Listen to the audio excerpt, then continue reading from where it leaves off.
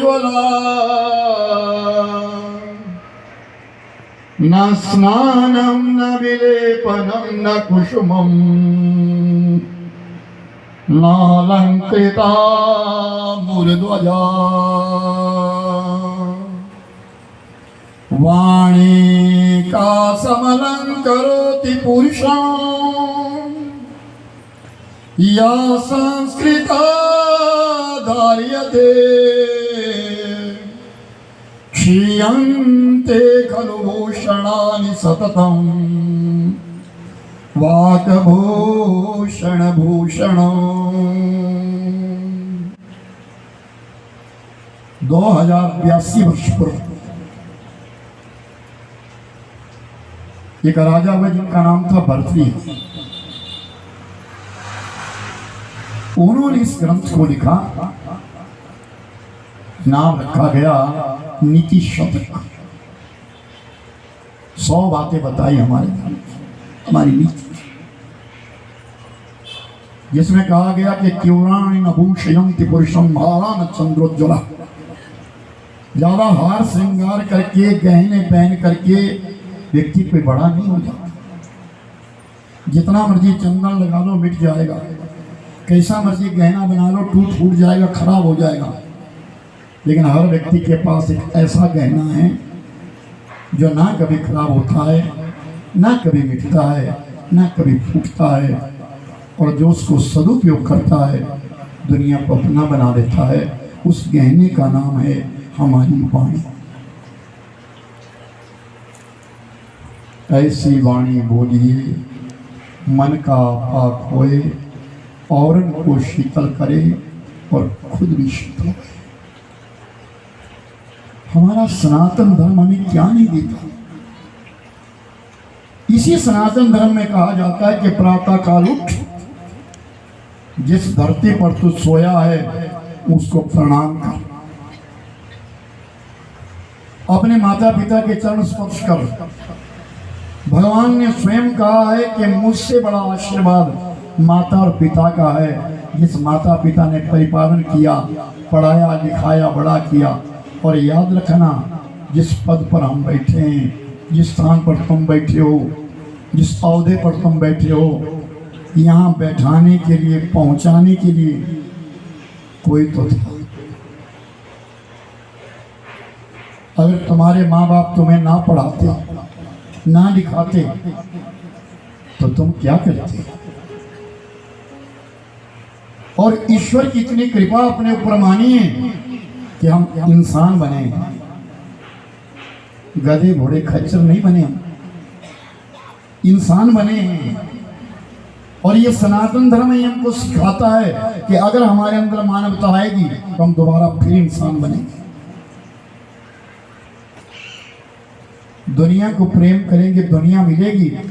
भगवान से प्रीति करोगे तो भगवान मिलेंगे। आज हम कथा सुनने के लिए बैठे हैं, और ये कथा कोई साधारण नहीं है। मूल कहा गया है, याद रखना, पके हुए फल की 3 पहचान मानी जाती है। उसी प्रकार परिपक्व व्यक्ति की भी 3 पहचान है। हम कैसे जाने कि फल पक गया? पहली बात तो ये कि फल जब पकता है तो रंग बदलता है। दूसरी बात, जब फल पकता है वह नरम हो जाता है। और तीसरी बात, जब फल पकता है तो मीठा हो जाता है।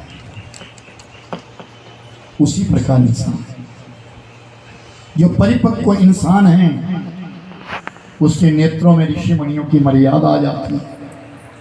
वो स्वयं भी मर्यादा में रहता है और दूसरों को भी मर्यादा के बारे में सिखाता है।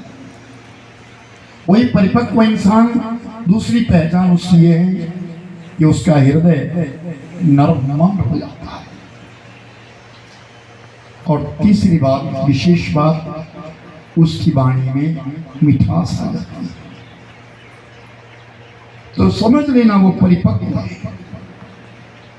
14 वर्ष का वनवास काटने के लिए भगवान राम तमसा नदी के आगे चले गए हैं। और अयोध्यावासी लौट करके अयोध्या में चले गए। एक दिन बीता, 2 दिन बीते, 3 दिन और आज चौथा दिन आया। 4 दिन तक भगवान राम, विदेही और लक्ष्मण ने कुछ नहीं खाया और चौथे दिन जाकर के गंगा मैया के किनारे जाकर के रथ लग गया। कहते हैं अच्छी खबर जल्दी नहीं पहुंचती, अच्छी खबर जल्दी नहीं पहुंचती, बुरी खबर बहुत जल्दी पहुंच जाती है। अयोध्या के बीच में राम जी के लिए वनवास हुआ, चारों दिशाओं में बात फैल गई और गंगा के किनारे एक गांव है, जिस गांव का नाम है श्रृंगवेरपुर। और श्रृंगवेरपुर के बीच में बहुत सारे मछुआरे रहते हैं, भील जाति के भील है, और वो नौका चलाते हैं, मछलियां पकड़ते हैं, उससे अपनी आजीविका चलाते हैं। उन्हें जब पता चला कि भगवान राम को वनवास हो गया और इधर ही आ रहे हैं, जो जितने भी भील या भिलनियां थे वो सब आए और गंगा के किनारे पहुंच गए। और इतने में सामने राम, लक्ष्मण, विदेही, सुमंत बाबा खड़े हैं और सब आकर के हाथ जोड़ रहे हैं और देख रहे हैं। हरिओम सब गाये मेरे स्वर में स्वर देकर के सुंदर चौपाइयों का सृजन है। सब प्रेम से चौपाई बोले, बाद में राम राम का गुणगान करें। ओ राम लखन सिया रूप निहारे, कहि सप्रेम राम नर नारी। राम लखन सिया रूप निहारे, कहि सप्रेम राम नर नारी। ओ राम लखन सिया रूप निहारे, कहि सप्रेम राम नर नारी। मातु अरु सखी कैसे, तेरी मातु अरु सखी कैसे, जिन बेचे मन बालक जैसे। श्री राम जय राम, जय जय राम।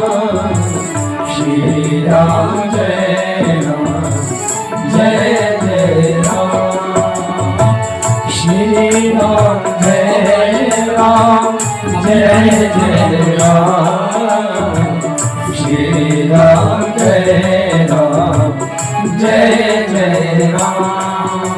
ओ राम लखन सिया रूप निहारी, कहि सप्रेम राम नर नारी।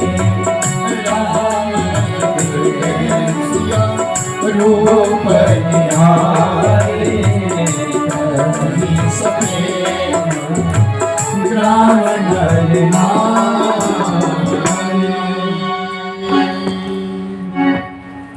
राम लखन सिया रूप निहारी, कहि सप्रेम राम नर नारी। राम, लक्ष्मण और सीता वेदी उन तीनों को देख करके ना सारे जितने भी वो वनवासी थे, वो श्रृंगवेरपुर के लोग थे, वो सब आपस में कहने लगे, अरे ते पीतु मातु कयऊ सखी कैसे, जिनसे ओ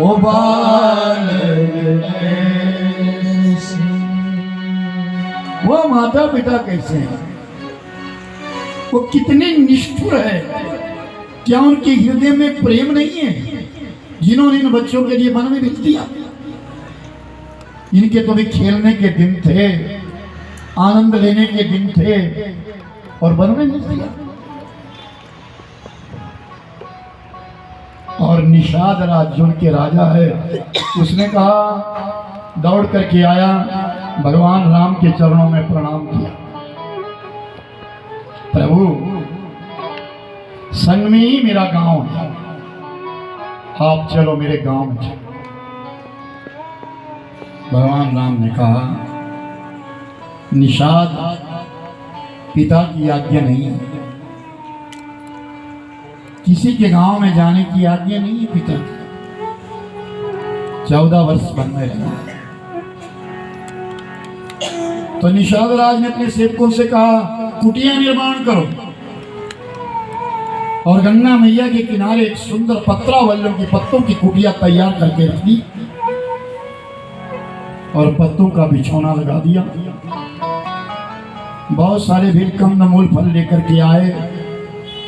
राम, लक्ष्मण और वैदेही तीनों ने मिलकर के और सुमंत बाबा ने अपने रथ पर बैठ करके फलाहार किया। और फलाहार करने के पश्चात भगवान राम और वैदेही उस कुटिया के अंदर चले गए विश्राम करने के लिए। और जिस समय सीता मैया पत्तों के बिछौने के ऊपर जा रही थी तो लक्ष्मण के नेत्र भर गए। क्या विपत्ति है आज, महलों में पलने वाली, महलों में रहने वाली, और आज पत्तों के बिछौने के ऊपर सो रही है।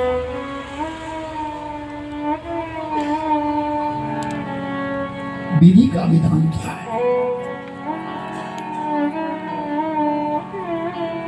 जिसका विवाह पढ़ने के लिए स्वयं एक विश्वामित्र है, गुरु वशिष्ठ है,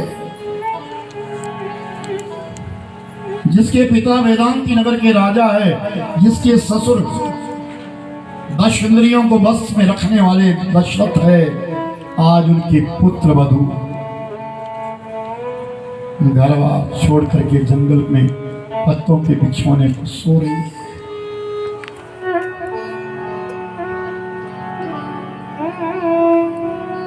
पत्थर के ऊपर लक्ष्मण बैठे हैं, लक्ष्मण जी के साथ निषाद राज है, दोनों में भगवत चर्चा हो रही है। लक्ष्मण कहते हैं, निषाद ये राजकुमारी नहीं है,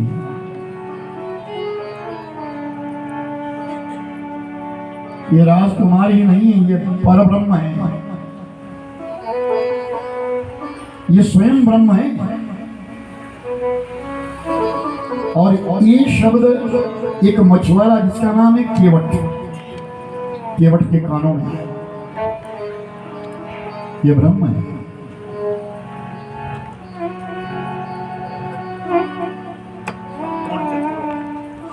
तो मैं कहां हूं?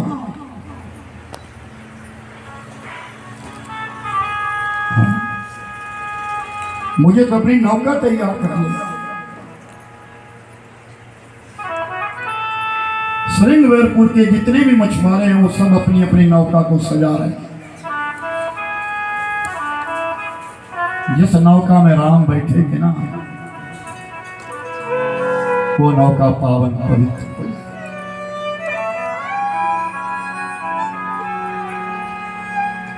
लेकिन केवट विचार करता है, मेरी नौका तो टूटी फूटी है। वो भागा भागा अपने घर चला गया और बिल्ली के पास, अपनी पत्नी के पास बैठ करके रोने लगा। उस बिल्ली ने कहा, क्यों रो रहे हो? इसलिए रो रहा हूं कि राम मेरी नौका में नहीं बैठे, मेरी नौका में नहीं बैठे। क्यों? अगर तुम में प्रेम, अगर तुम में भाव है ना, तो तेरी नौका में बैठे। सुन, तुझे याद है एक समय निषाद राज जंगल में शिकार खेल करके लौटे थे, बड़ी प्यास लगी थी और तुमने उनके लिए गंगा जल पिला दिया था। तो निषाद राज ने कहा था, केवट तूने मेरे मन को शांति दी, मांग, कुछ मांग ले। तो तूने कहा था समय आने पर मांगूंगा, समय आ गया। जा अपने राजा से कहे, राजा गुरु ध्रुव जिसको लोग निषाद राज कहते हैं, जा उससे कहे कि महाराज आज गंगा किनारे नौका रहे तो केवट की रहे और कोई नौका ना रहे, मांग ला।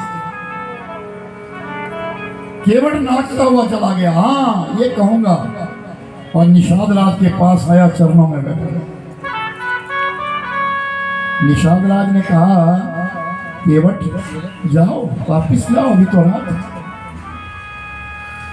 वचन मांगने आया हूं, आपके पास मेरा एक वचन है, उस वचन को दे दीजिए। क्या इस घाट में रहे तो केवल मेरी नौका रहे और कोई नौका ना रहे। आप राजा एक आदेश तो करो। जितने मछुआरे अपनी नौका सजा रहे थे सबको आदेश हो गया, यहाँ किसी की नौका ना रहे, सब इस घाट से दूर चले जाओ, अपनी नौका को दूर ले जाओ।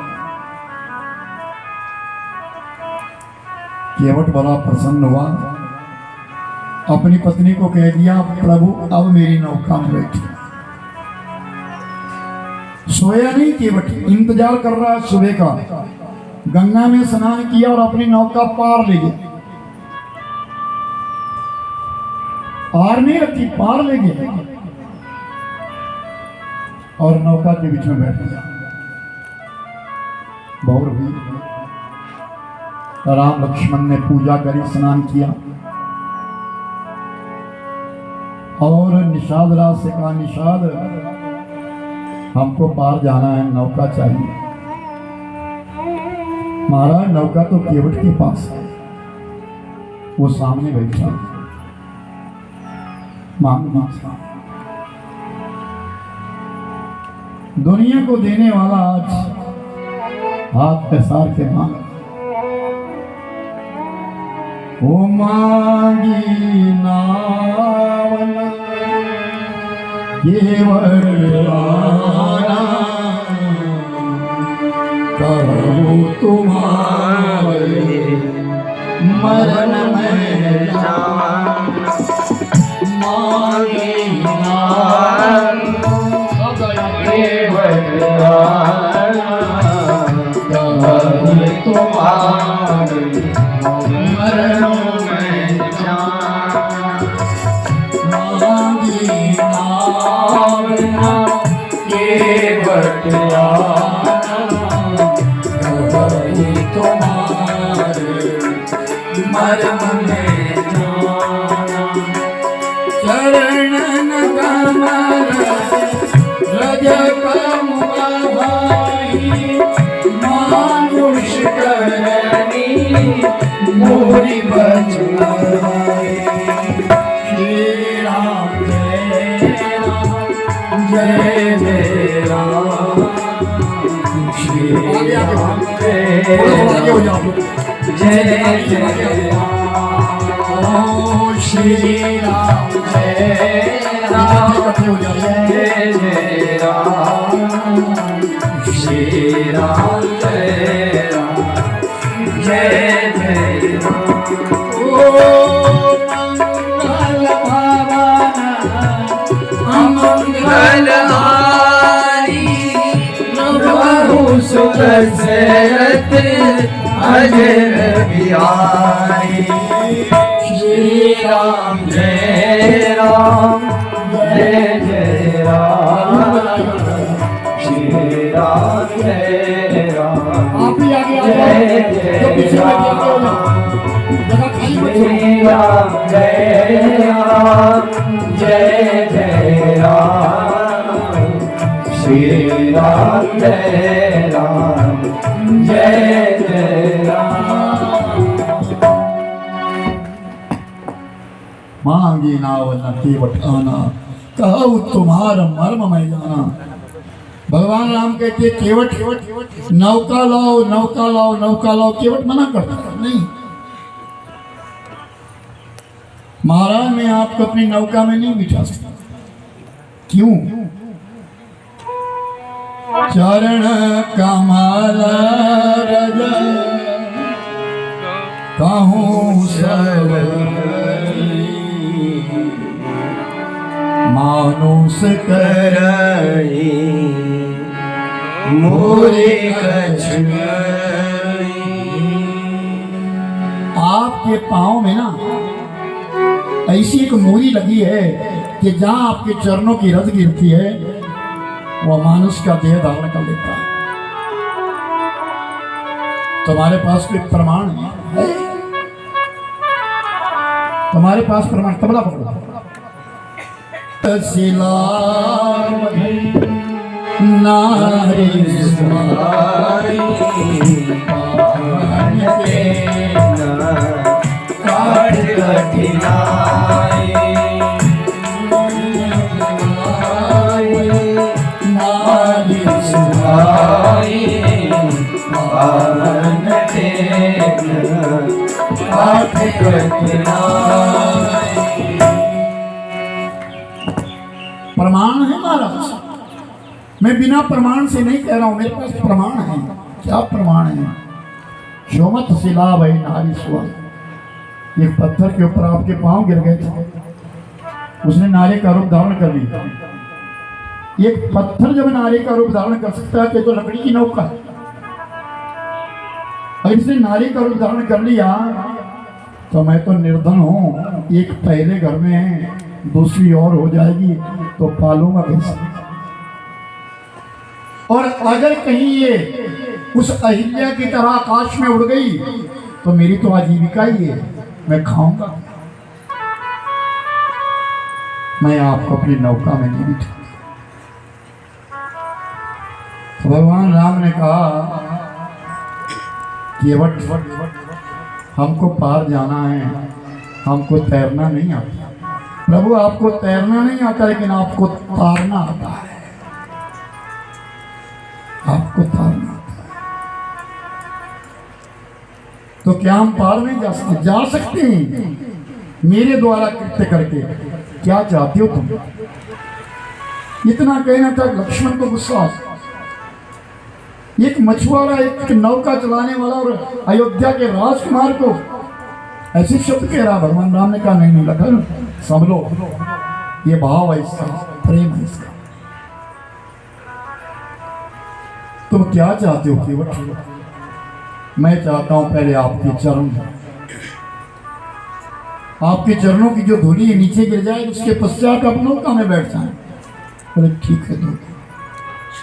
अभी आया महाराज, रुको। अब कहाँ जा रहे हैं? मैं पुण्य का काम करने के लिए बैठ रहा हूं। आज मेरी पत्नी जिंदी है, अपनी पत्नी के रहते रहते मैं पुण्य कर्म दोनों करूं। बहुत बड़ी उपलब्धि है। मैं तो कहता हूं अगर पति और पत्नी दोनों ये राम कथा प्रेम से श्रवण करें ना तो अपनी गृहस्थी बने, अपना गृहस्थ जीवन बदल जाए, सदाचारी बन जाएं। नीरज नाम के कवि हुए यमन में, उन्होंने बड़ा सुंदर लिखा है कविता। हमें निज धर्म पर चलना सिखाती रोज रामायण। हमें निज धर्म पर चलना सिखाती रोज रामायण। निज धर्म पर चलना सिखाती रोज सदा शुभ आचरण करना, शुभ आचरण करना सिखाती रोज रामायण।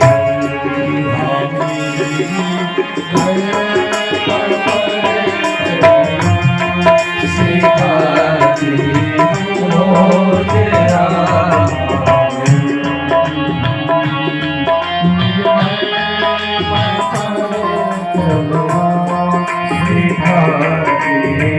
रोज राम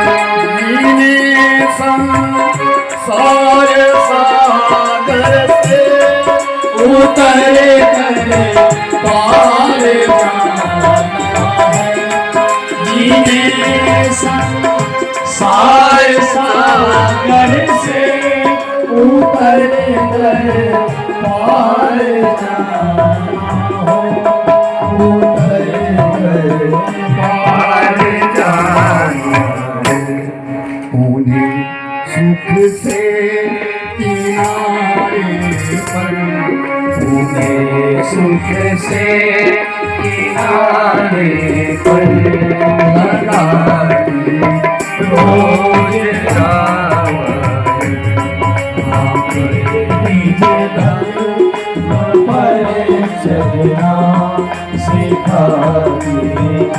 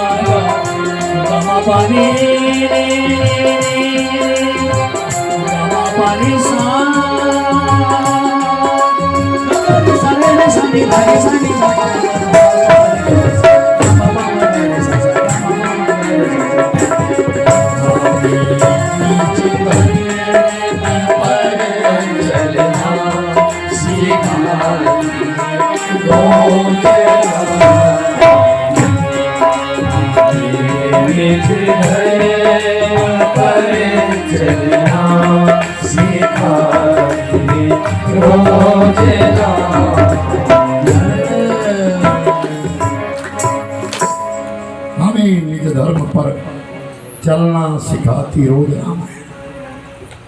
इस राम कथा हमको धर्म पर चलाना सिखाती है। याद रखना, जीने के लिए कथा सुननी है तो राम कथा सुनो, और मृत्यु को सुधारना है तो भागवत को श्रवण करो। आज केवट ने कहा, प्रभु मैं चरण धुलाना चाहता हूं लेकिन अकेले नहीं, धर्म पत्नी को संग बिठा करके मैं पुण्य कमाऊंगा। कोई भी धर्म का काम किया जाए तो पत्नी को दाहिनी तरफ बिठाया जाता है। विप्रपात प्रक्षालने अभिषेकं च वामतः सुवा। ब्राह्मण के पांव धुलाने हो, अभिषेक करना हो तो वाम अंग की तरफ पत्नी को बिठाया जाता है। ये शास्त्र भागा भागा गया और उस मछुआरी के पास, और मछुआरी के पास जाकर के कहता है, देवी भगवान मेरी नौका में बैठने के लिए तैयार हो गए, लेकिन मैं चरण धुलाना चाहता हूँ, मुझे आवाज आ गई, बोलना न दो मुझे, बंद कर दो अपना फोन। कहाँ बड़े भगवान मेरी नौका में बैठने के लिए तैयार है, लेकिन अगर आज मेरे पास सोने का पात्र होता तो मैं अपने प्रभु को सोने के पात्र में पांव धुलाता।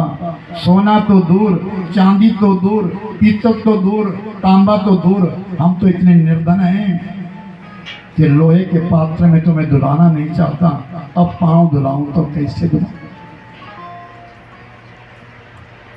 कहा जाता है अगर पत्नी धर्म पारायण हो तो पति को अपनी पत्नी का अनुसरण करना चाहिए, और अगर पति धर्म पारायण हो तो पत्नी को अपने पति का अनुसरण करना चाहिए। और धर्म पत्नी उसी का नाम है जो धर्म की ओर ले जाए। जो धर्म की ओर ले जाए वो धर्म पत्नी है, जो धर्म से भी छोड़ तो कुलक्षणी है। वो मछुआरी भी कहती है, भिरनी कहती है, सुनो पात्र मत ढूंढो, आपके पास पात्र है क्या? आपकी नौका में कठौता बड़ा है। कि नौका में जब पानी भर जाता था ना, तो केवट उस कठौते से बाहर निकालता था। उस कठौते के बीच में भगवान के चरण धुला लो, वो लकड़ी है और सूखी लकड़ी पानी को पी लेती है। तू एक काम करियो, जब भगवान के चरण धुला देगा ना, तो फिर नौका में मत रखना, नौका में कोई और बना लेना, उसे मुझे दे। बोले तू क्या करेगा? उसने पानी पिया होगा, भगवान के चरणों का चरणोदक पिया होगा उस कठौते ने, मैं उसमें ना रोज आटा दूंगा। पानी पानी को खींचता है और जब तक जीते रहेंगे भगवान के चरणों का अमृत पीते रहेंगे। वो सच्चिदानंद जय करके आया और पत्नी को लेकर के आया और गंगा जल भरा, और गंगा जल भर करके भगवान राम से कहा प्रभु अपना पांव रखो। लक्ष्मण विचार करता है कितनी देर लगाएगा, क्या करेगा। भगवान राम कहते चुप कर, ये वक्त है। और केवट ने भगवान राम का पांव रखा, फिर कहा प्रभु दूसरा भी रखो, और जोर जोर से मलने लगा। भगवान कहते हैं मैं गिर जाऊंगा। बोले कैसे गिर जाएंगे आप? बोले नहीं मैं गिर जाऊंगा। बोले तो एक काम करो, आप ना अपने हाथों से मेरा सर पकड़ दो। बोल सच्चिदानंद भगवान जय और एक नहीं दोनों हाथों से सर पकड़ा लिया, यानी लोगों को आशीर्वाद एक हाथ से और मेरे लिए दोनों।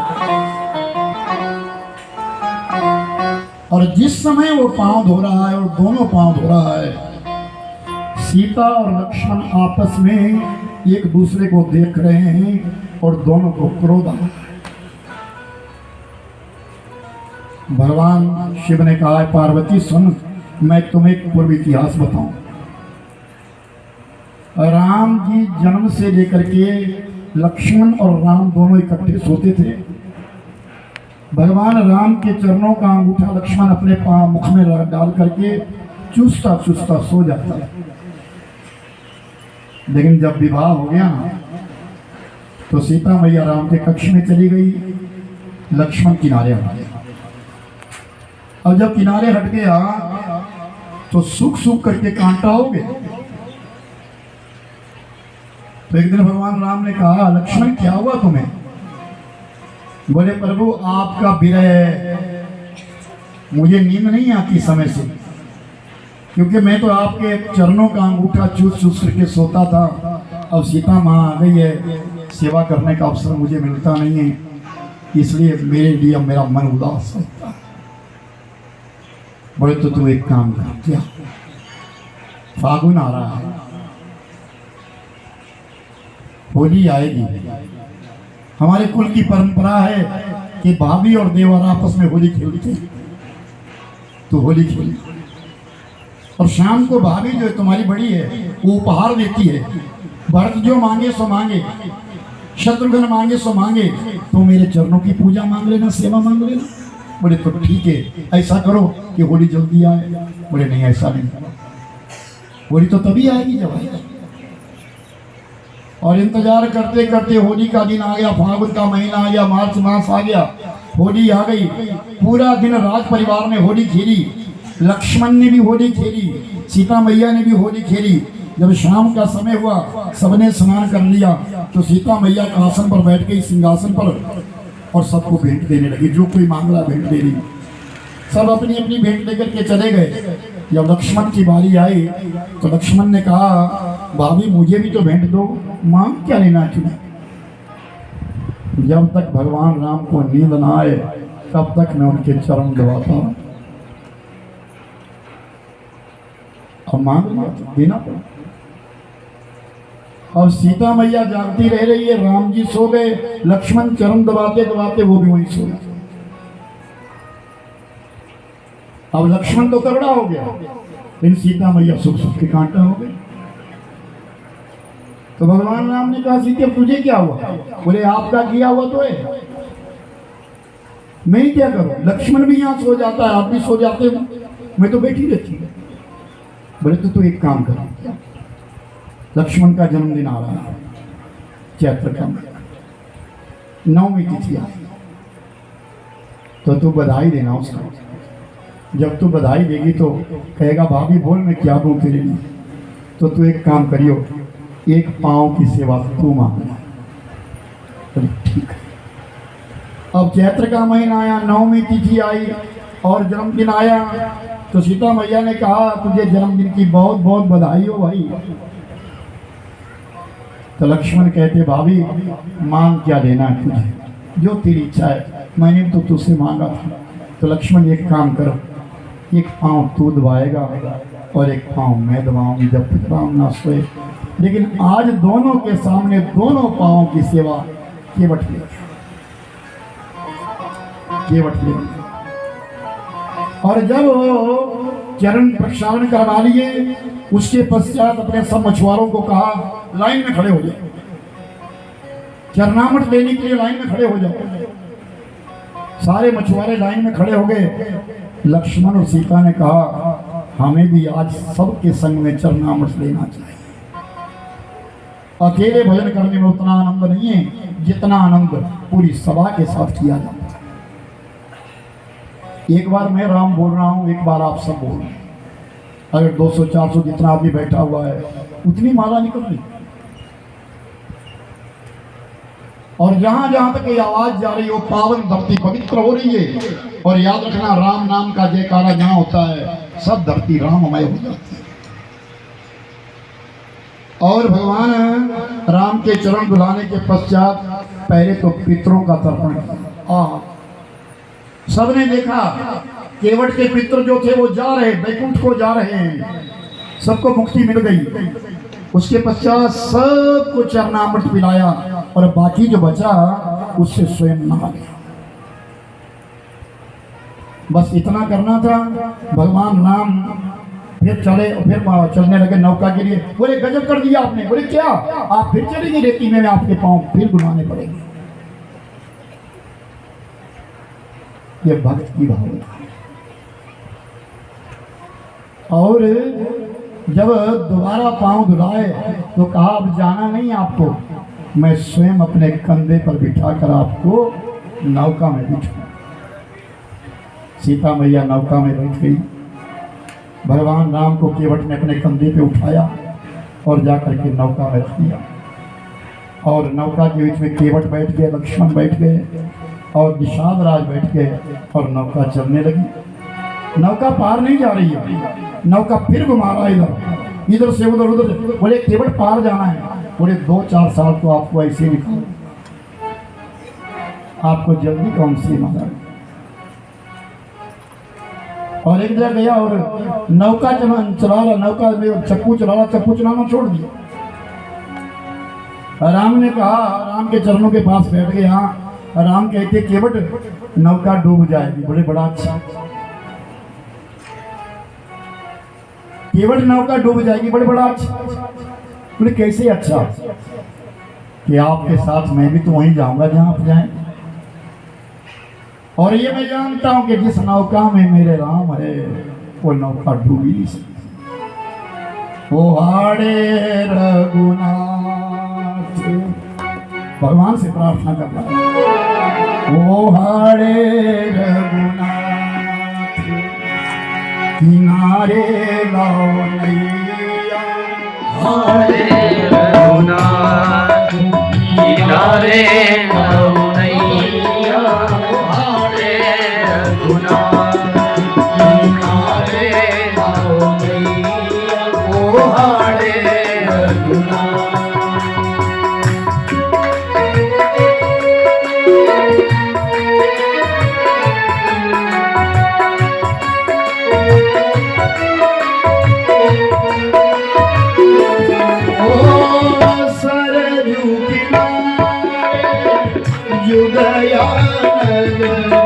ये सरजू किनारे जुड़िया ओ सरजू किनारे जुड़िया, सरजू किनारे जुड़िया वहाँ पे बसे राम लक्ष्मण मैया, हाड़े रघुनाथ किनारे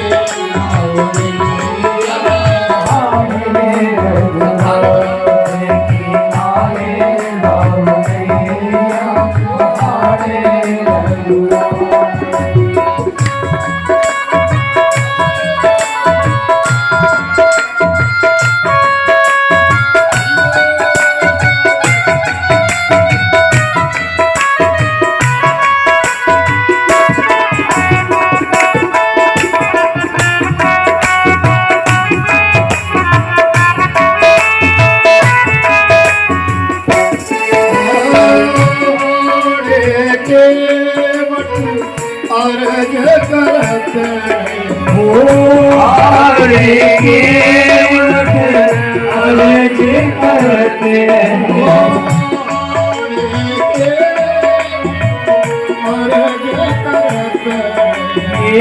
हारे की मठी अर्ज करते एक मेरी नाव दूजे आप की वैया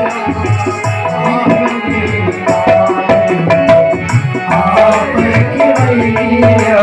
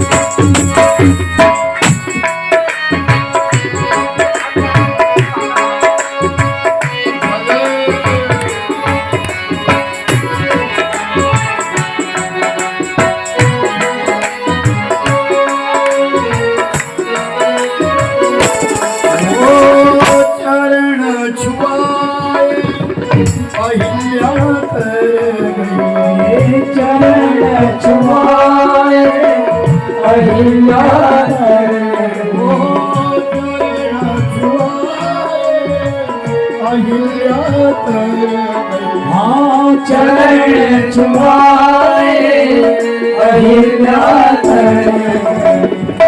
वो क्यों ना तरे मोरी काटे की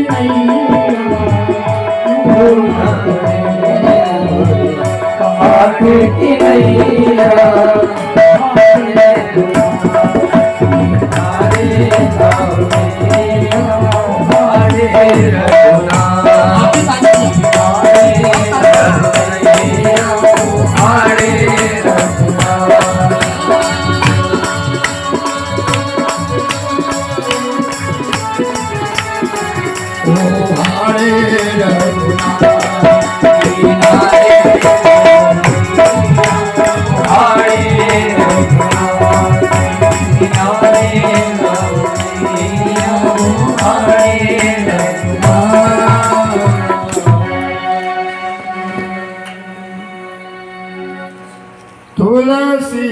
तुलसीदास ऐसे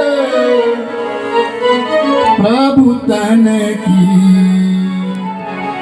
हरि चरणों में बोलाऊं मैं बलैया हरि रघुनाथ। और मुनि की रेती के बीच में भगवान राम को उतार दिया। जैसे भगवान राम नीचे उतरे तो भगवान राम के नेत्र झुक गए। इसलिए मैं राजकुमार हूं और साधारण नहीं हूं, चक्रवर्ती सम्राट राजा दशरथ का पुत्र हूं और ये केवट नौका चलाने वाला, लेकिन मेरे पास देने के लिए आज उतरा ही नहीं। और इसकी आजीविका है और मेरे पास देने के लिए उतरा ही नहीं है। तो नेत्र झुक गए। पति के मन की बात को जानने वाली सीता मैया के अपने हाथ में अंगूठी है, उस अंगूठी को निकाला, केवट को नहीं दी, राम को। प्रभु ये उतराई दीजिए। राम का मन बड़ा प्रसन्न हुआ। कहा ना, सुख और दुख में साथ लेने वाली अर्धांगिनी तो होती है। सुख में भी साथ दे और दुख में भी संग चले, वही धर्म पत्नी है। भगवान राम मन पर प्रसन्न हुआ और केवट को जब वो अंगूठी देनी चाहिए, मुद्रिका देनी चाहिए, तो केवट ने कह दिया, प्रभु ये क्या? नाई से न नाई लेते जो धोबी से न धोबी, और दे के मजूरी आयु जाति को न बिगाड़िए। प्रभु आए मोरे घाट तुम ही पार उतार दीनी, जब आऊंगा तोरे घाट तो पार मोही उतारियो।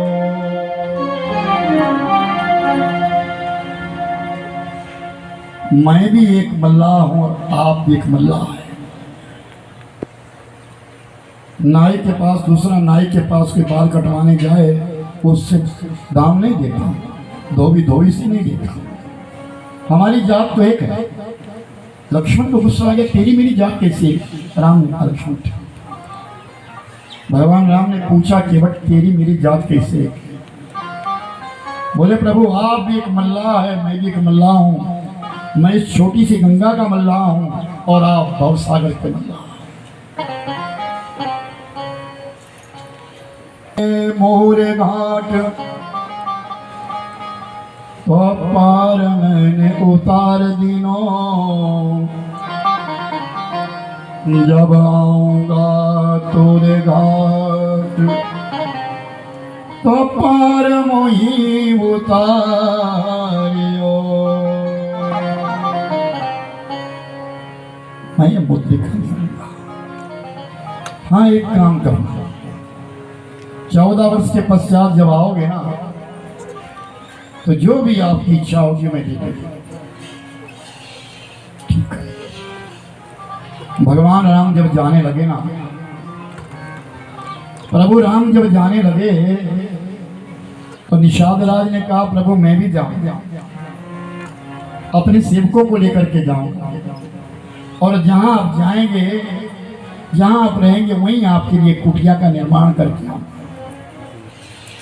यात्रा चली गई, त्रिवेणी के संगम पर स्नान किया, भरद्वाज मुनि मिले, भरद्वाज जी के पास आतिथ्य दिया, वहां से आगे चले गए, ऋषि वाल्मीकि का आश्रम आया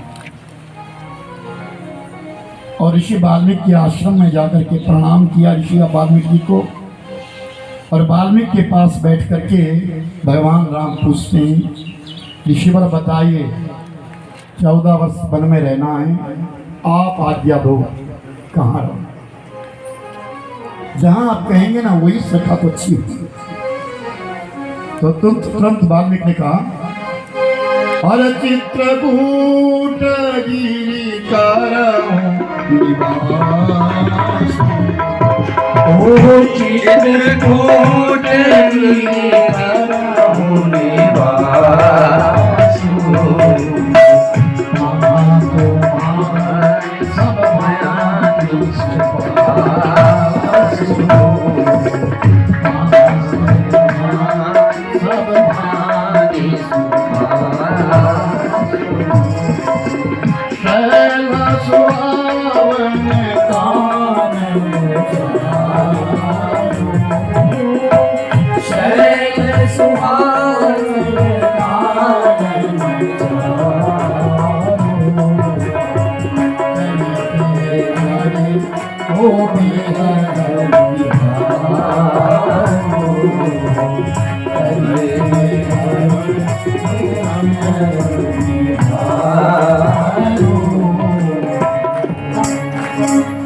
चित्रकूट गिरी करो निवास। राम वो सामने देखो, वो चित्रकूट है, सैल सुहावन कानन चारु, बड़ा अच्छा कामद नामक पर्वत है, गंगा बह रही जिसका नाम मंदाकिनी है, उसके किनारे चित्रकूट है। वहां जाकर के तुम विश्राम करो। नाना प्रकार के पक्षी है, नाना प्रकार के मृग है, वो तुमसे प्रेम करेंगे, प्रीति करेंगे।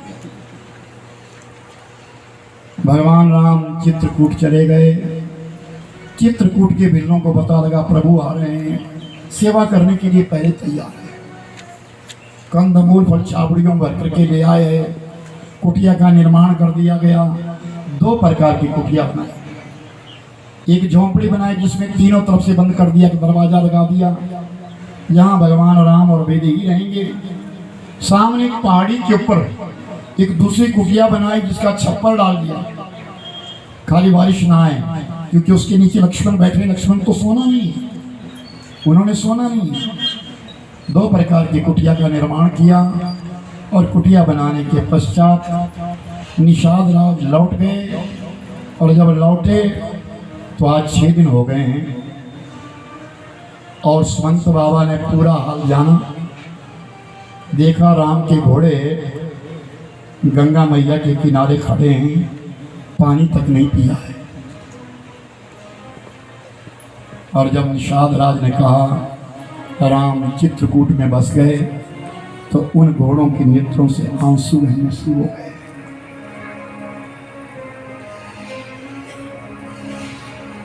और सुमंत बाबा वापस करना चाहते हैं, बड़ी मुश्किल से उन घोड़ों को वापस किया।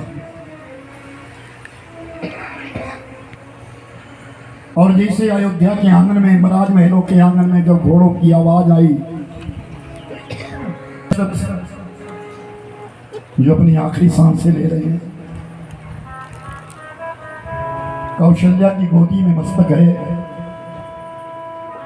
दोनों चरणों के पास एक तरफ केकई बैठी है, एक तरफ सुमित्रा बैठी है। घोड़ों के पांव की जब वो टाप आई ना, तो राजा दशरथ चेतन होकर कहते हैं, हाँ राम आ गए, मेरा राम आ गया। और थोड़ी देर के पश्चात जब दरवाजे के ऊपर सुमंत बाबा खड़े हुए ना अकेले, तो राजा दशरथ लेटे हैं धरती पर। और राजा दशरथ ने कहा राम आए ना।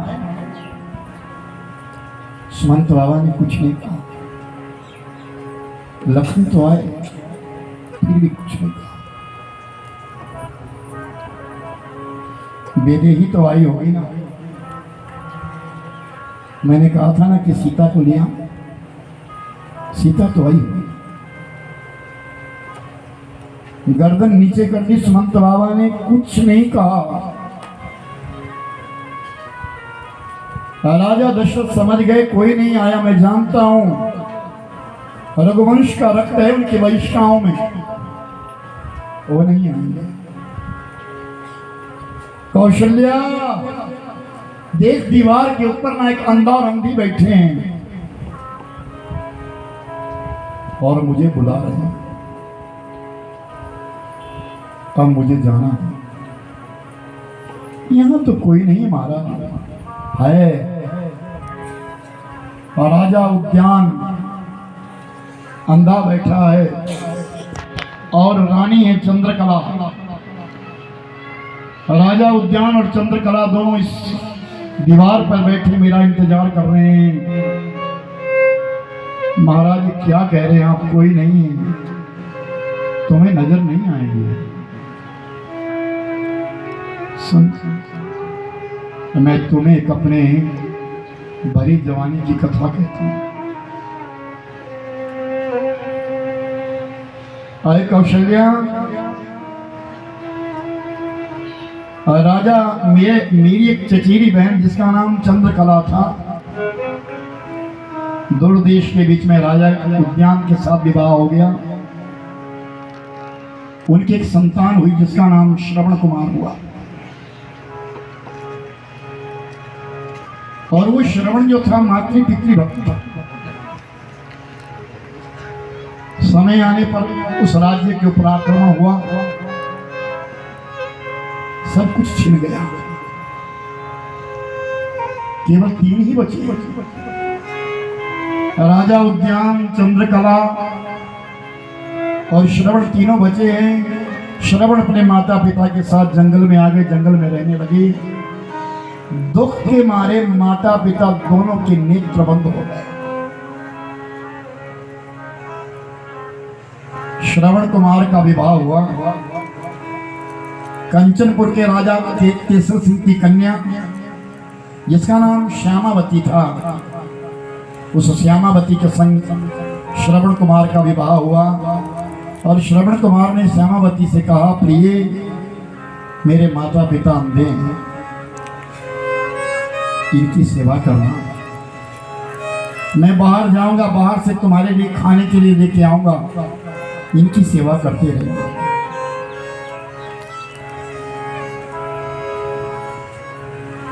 लेकिन उस श्यामावती ने सेवा नहीं करी। दोनों माता पिता को ठुकराने लगी। अपने आप और अपने पति को दूध की बनी खीर खिलाती है और अपने सास ससुर के लिए चावल में छाछ डाल करके मिला करके उसे खिला देती है। और इस कृत्य का पता है श्रवण कुमार को लग गया और श्रवण कुमार ने अपनी पत्नी को तिलांजलि दे दी। कहा तुम जाओ अपने मायके चले जाओ। श्यामावती अपने पिता केसर सिंह के पास चली गई और अपने माता पिता की सेवा करने लगा। एक दिन रात्रि का समय था। राजा उद्यान ने कहा श्रवण, जिंदगी में बहुत कुछ देखा है, राजा हूं, मेरा अंत समय आ गया है। तेरी माता भी दोनों अमृत है, लेकिन जीवन में एक काम रह गया। क्या? तीर्थ यात्रा नहीं। माता धर्मा पिता धर्मा,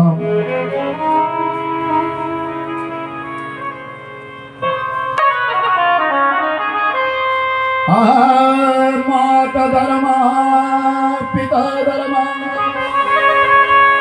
धर्माय तिरुविता, यात्रा पदे यच्छिन्नये यावरमणन्ति बान्धवा। अपने माता पिता के लिए तीर्थ करवा देना, तीर्थ की यात्रा करवा देना, एक जन्म नहीं 700 जन्मों का पुण्य कमा देना। आज बहुत सारे अपने माता पिता को वृद्धाश्रम में भेज देते हैं, खासकर हमारे हिमाचल में तो नहीं है, लेकिन मैं तो सारे पूरे भारतवर्ष में जाता हूँ, मैं तो देखता हूँ इस बात को। अब पितृधर्म सता कर्म नारीणाम युज्यते वरा। अपने माता पिता की अवहेलना करके और नारी के बीच में रमण करने वाला इंसान अपने धर्म को छोड़ गया। श्रवण कुमार ने कावड़ बनाई। कावड़ में एक तरफ अपने पिता को बिठाया, दूसरी तरफ अपनी मां को बिठाया। भगवत सुमिरन करते करते तीर्थ यात्रा करवाने के लिए चला गया।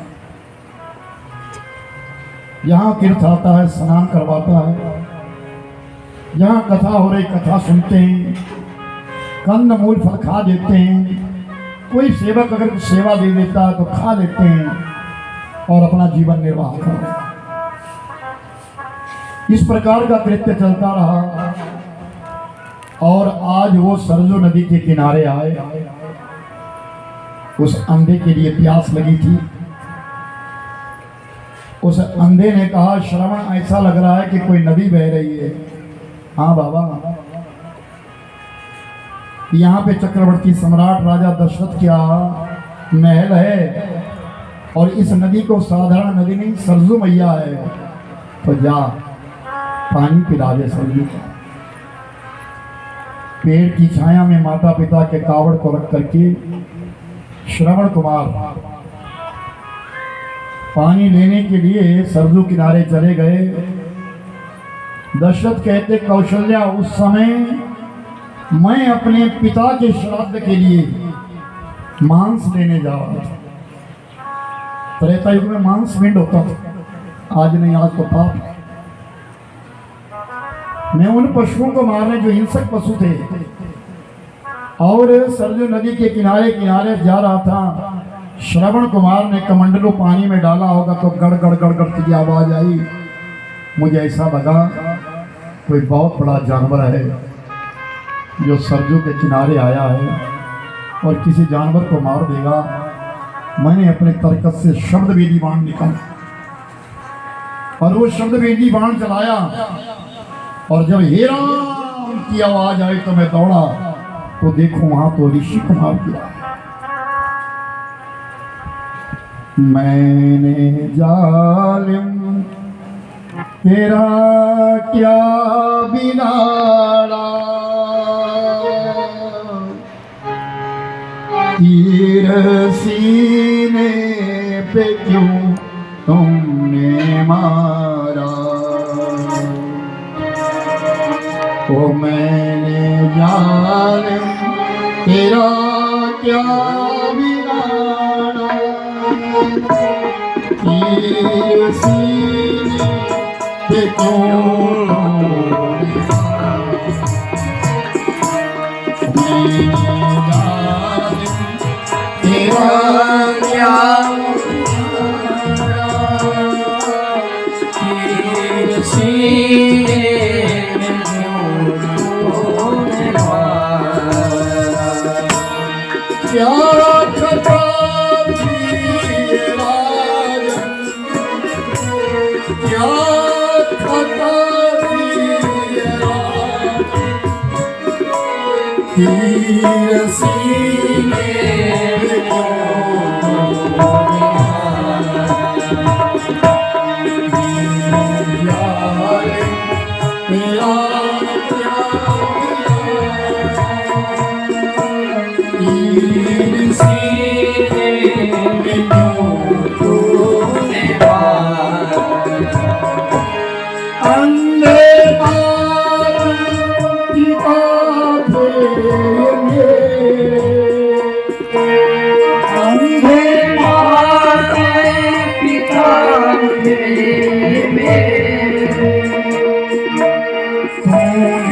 तुमने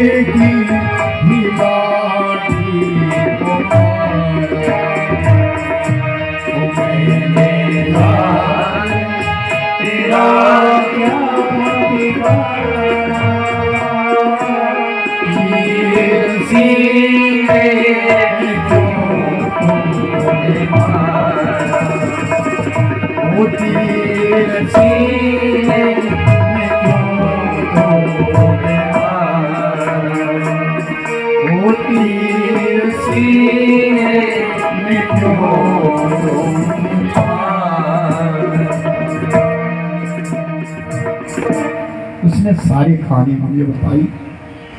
मेरे माता पिता पानी चाह रहे हैं, तूने अनर्थ कर दिया, इस बाण को मत निकाल, पहले मेरी पूरी बात सुन।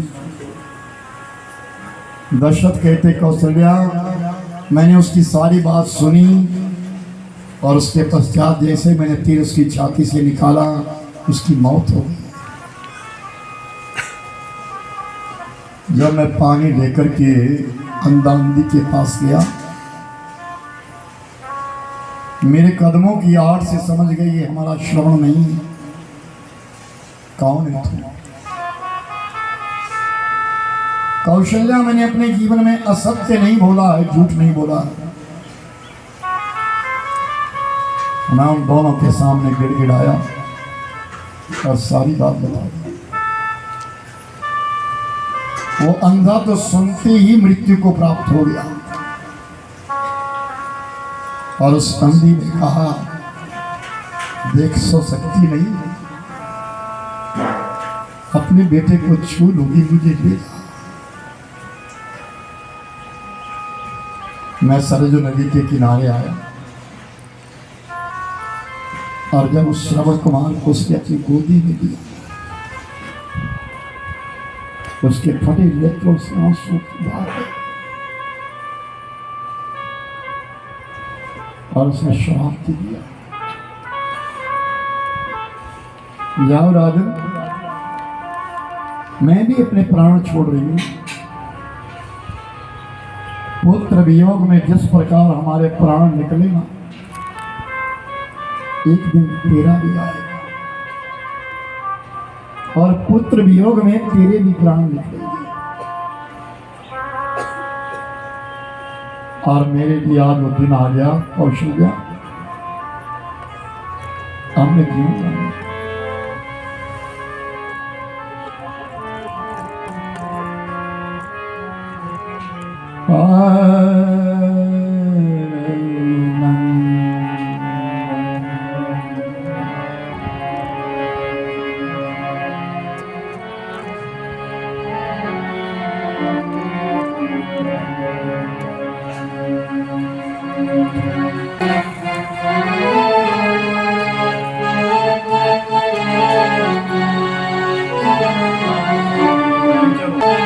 हर गुण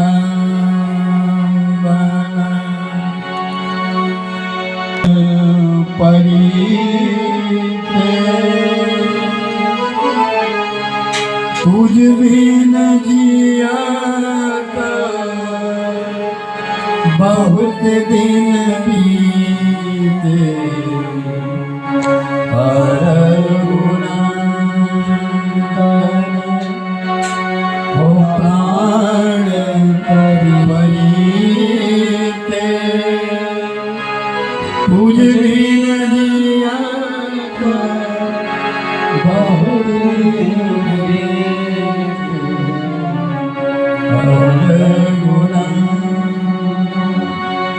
अब जीना नहीं, बहुत दिन हो गए तेरे बिन, बहुत दिन हो गए, अब जीना नहीं। कौशल्या बैठी, सुमित्रा बैठी, कैकेयी बैठी, सामने सुमंत बाबा है और राजा दशरथ ने अपने मुख से 6 बार राम बोला। राम राम कही, राम कही, राम राम कही राम, पानु परिहर रघुबर बिरहो और राहु गयो सिरभार। 6 बार अपने मुख से राम बोला और राजा दशरथ ने अपने प्राण छोड़ दिए। उस समय देवता आकाश में आए और देवताओं ने कहा,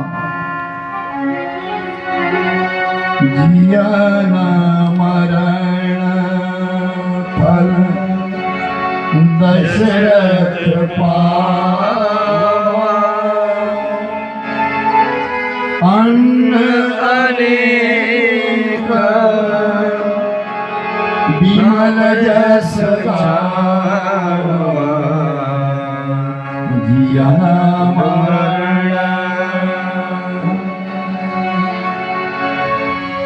जीवन मरण फल दशरथ पावा, अन्न अनेक विमल जस गावा, अन्न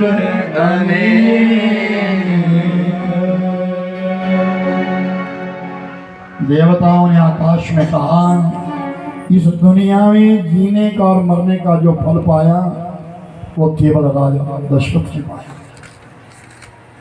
जिए तो राम के लिए और आज जब प्राण छोड़े तो राम के लिए।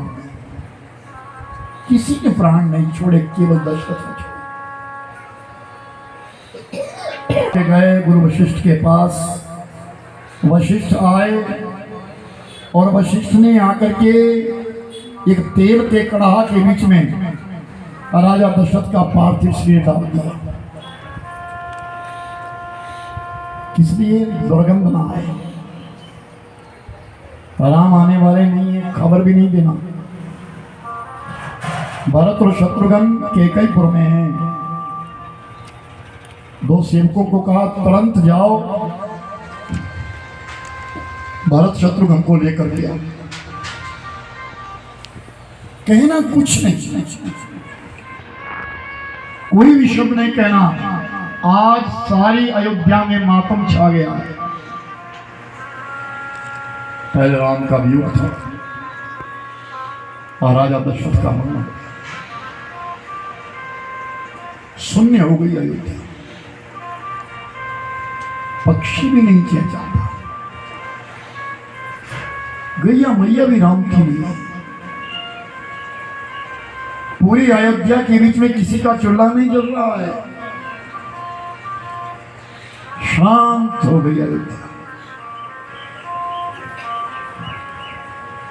सेवक गए और जाकर के जब भरत शत्रुघ्न से कहा चलो गुरुदेव बुलाएं, कारण हम सेवक है, कारण नहीं पूछ सकते महाराज, आप चलो, अभी चलो, तुरंत चलो।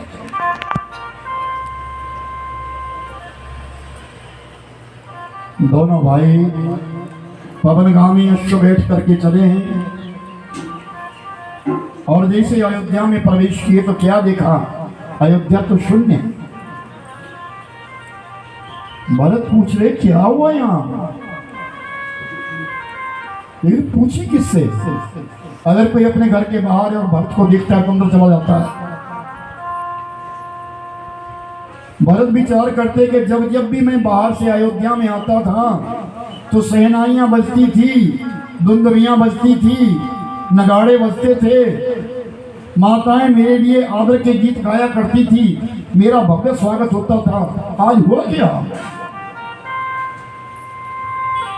कोई बताता क्यों नहीं? और अयोध्या में तो ऐसा लगता है कोई जीव ही नहीं रहता।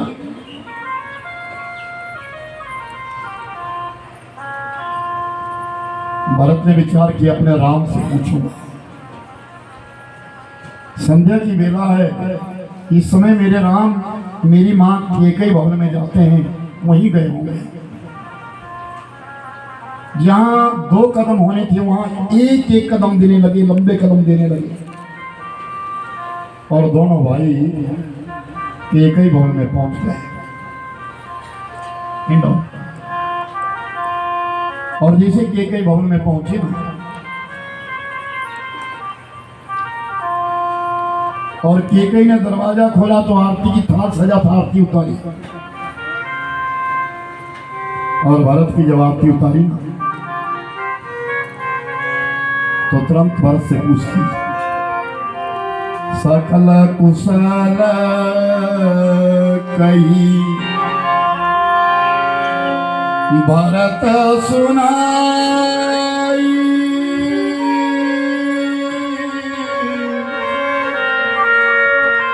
पूछी कुल कुशल भलाई, पूछी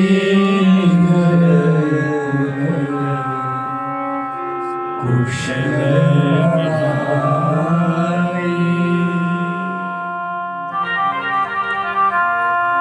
मेरे पिता ठीक है? ठीक है। मेरे भाई ठीक है? ठीक है। मेरी माँ ठीक है? ठीक है। कैकेयी पूछ रही। तो फिर भरत पूछता है, कछुका होता वो कहाँ सब माता,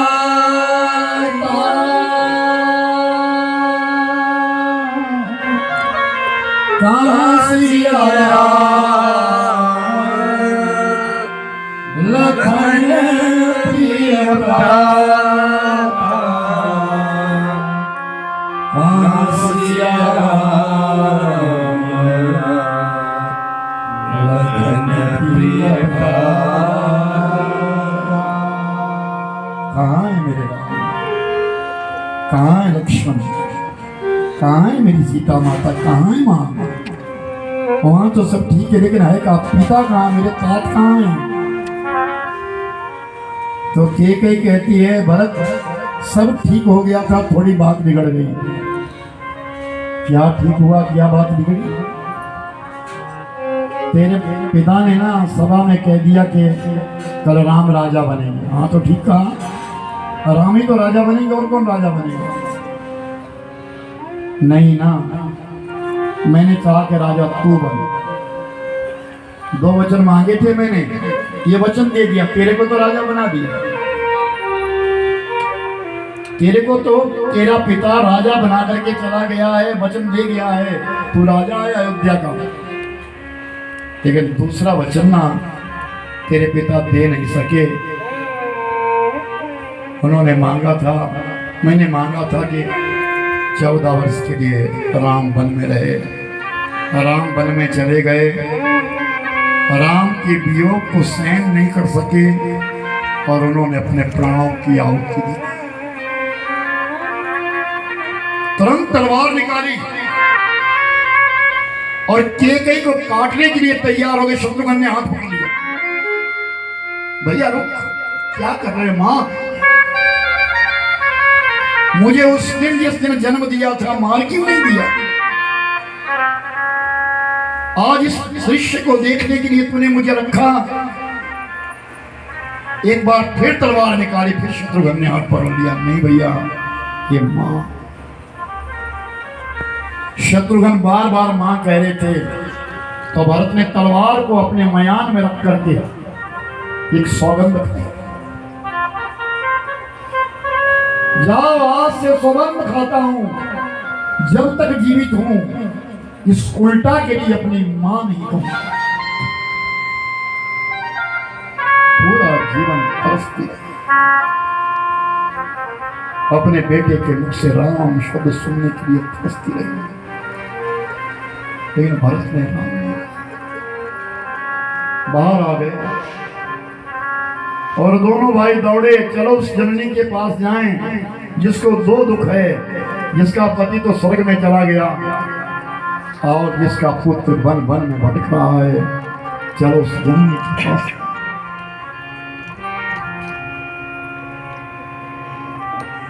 भारत देखी माँ तो उठी आई,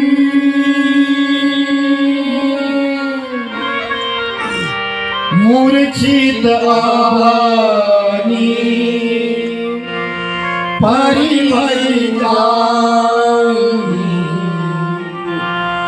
मूर्छित आनी परी भई जाई। और जैसे देखा भरत आया ना तो मूर्छा आई थी, एकदम आओ भरत, आओ। भरत को लिया, अपनी गोदी में बिठाया और भरत पुचकारने लगी, नहीं मां, ये मेरे कारण होगा। नहीं नहीं भरत, तेरा कोई दोष नहीं है। नहीं नहीं, दोष ही मेरा है, ये मेरे कारण हुआ। मेरे राम को वन में जाना पड़ा, मेरे भाई लक्ष्मण को वन में जाना पड़ा, सीता माता को वन में जाना पड़ा, और मां तू विधवा हो, मेरे कारण हुआ। नहीं भरत। फिर भरत ने कहा, मां लोभी लंपट वो लोभ बचाना, जो कही पर धन पर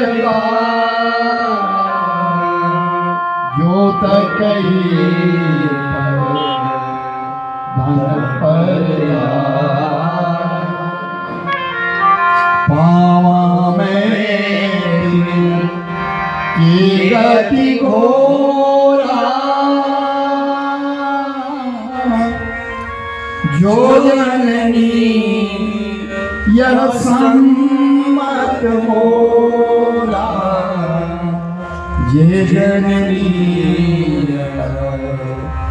सम्मत मोरा।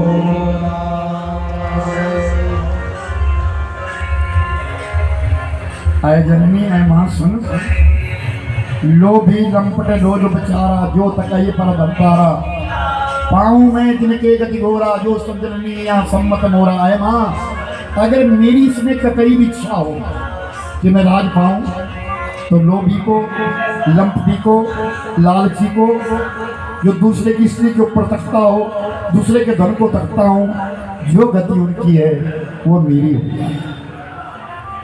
कौशल्या फिर कहती है, नहीं भरत नहीं, तेरा दोष नहीं। भरत फिर कहता है, नहीं दोष तो मेरा ही। पूरी रात बीत गई, कोई नहीं सोया। भोर की बेला हुई, बैकुंठी तैयार की गई, सुंदर बैकुंठी बनाई गई। गुरु वशिष्ठ आए हैं, चक्रवर्ती राजा दशरथ जी का पार्थिव शरीर बैकुंठी में रखा, और भरत और शत्रुघ्न जब अपने पिता को उठाने के लिए कंधा दिए हैं ना, तो आकाश से देवताओं ने फूलों की बारिश कर दी। अपने माता पिता को जो अंत समय में कंधा देता है ना, एक एक कदम पे एक एक अश्वमेध यज्ञ का पुण्य मिलता है। ये हमारी भारतीय संस्कृति कहती है। जितने नर और जितनी नारियां थी सब शव यात्रा में चले। राजा दशरथ की शव यात्रा निकली है। कहते हैं बर यात्रा में चलने से पाप बढ़ते हैं और शव यात्रा में चलने से पुण्य बढ़ते हैं। बर यात्रा में जाएंगे, ना बोलने वाली बात बोलेंगे, ना खाने वाली वस्तु खा जाएंगे, ना सुनने वाली बात सुनेंगे, पाप बढ़ेगा।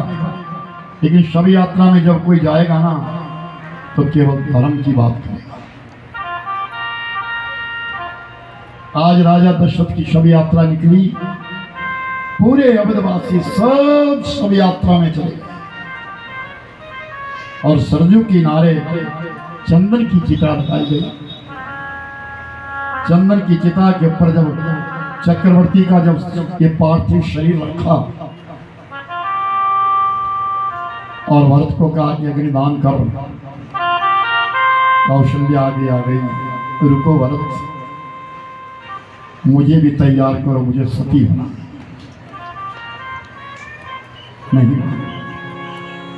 नहीं, मैं बड़ी रानी हूं, मेरा अधिकार है, मुझे सती होना है।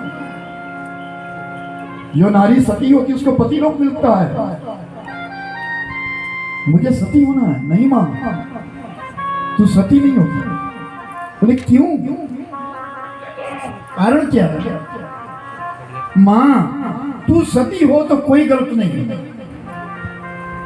मां तू अगर सती हो जाए तो मुझे दुख भी नहीं होगा, तेरे को होना भी चाहिए। लेकिन सुन मां, जब तू सती होगी तो तेरे पीछे सुमित्रा बोलेगी मैं भी सती हो जाऊं।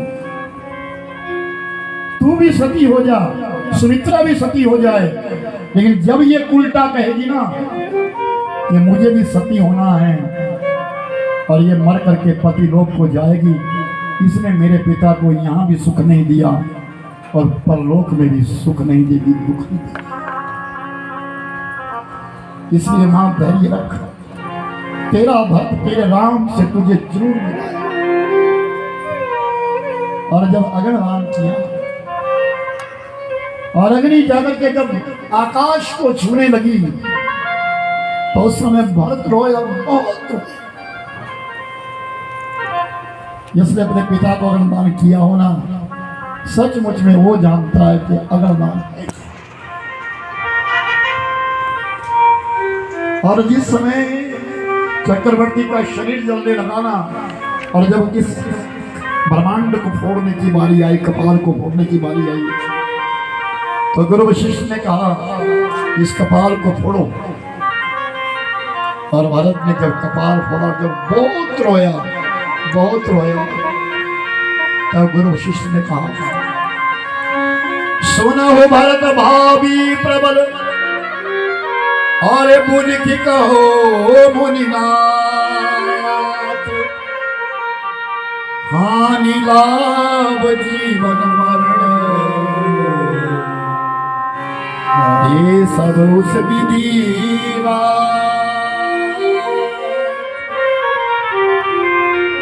भरत मत रो,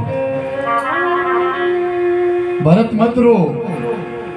6 चीजें भगवान ने अपने हाथ में रखी है, हानि लाभ, जन्म मरण, यश और अपयश। मत रो। 16 दिन तक उत्तर क्रिया चली और 16 दिन के पश्चात आज सभा बैठ गई। बोली भरत लाल महाराज की।